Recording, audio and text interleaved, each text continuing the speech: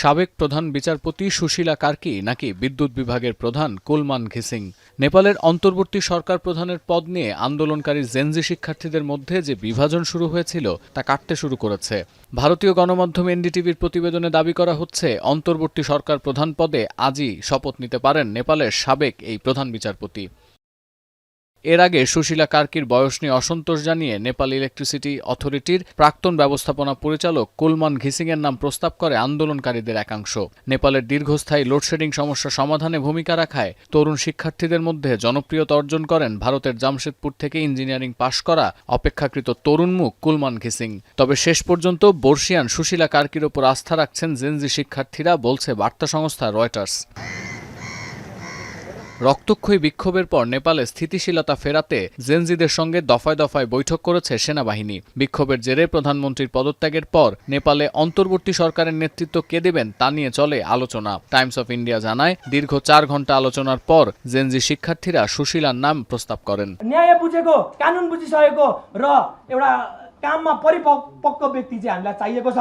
त्यो भएर म यो जेनजी युवाको तर्फबाट मेरो धारणा के दिन चाहन्छु भने हामी नेतृत्व विहीनता स्टेटमा रहे तापनि हामीसँग संविधान छ र हाम्रो संविधानको रक्षा गर्ने हाम्रो राष्ट्रपति पनि हुनुहुन्छ। যদিও বর্তমান পার্লামেন্ট সম্পূর্ণ বিলুপ্ত করার দাবিতে অনড় আন্দোলনকারীরা। এমন প্রেক্ষাপটে সামনে এসেছেন নেপালের ক্ষমতাচ্যুত রাজা জ্ঞানেন্দ্র শাহ। রাজনৈতিক এই ক্রান্তিকালে দেশবাসীকে শান্ত থাকার আহ্বান জানিয়েছেন তিনি। আরও বলেছেন, কোনো শাসন ব্যবস্থাই নাগরিক স্বাধীনতার চেয়ে বড় নয়। ভৌতিক ক্ষতি भयो त्यो सुन्दा हामीलाई। এছাড়া আন্দোলনরত জেনজিদের একটি চিঠি দিয়েছেন নেপালের রাষ্ট্রপতি রামচন্দ্র পৌডেল। চিঠিতে আন্দোলনরতদের আশ্বস্ত করে বলেছেন, সাংবিধানিক কাঠামোতে গুরুত্ব দিয়ে এই কঠিন পরিস্থিতি থেকে বেরিয়ে আসার সব ধরনের চেষ্টা করছেন তিনি।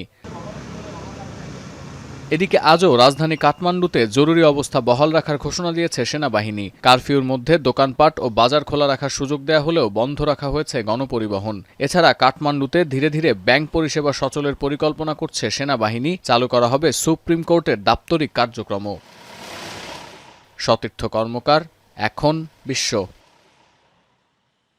বিশ্বের সর্বাধুনিক প্রযুক্তিতে প্রস্তুতকৃত Arik silver wash detergent powder 500 গ্রাম মাত্র 70 টাকা। রিমার্ক।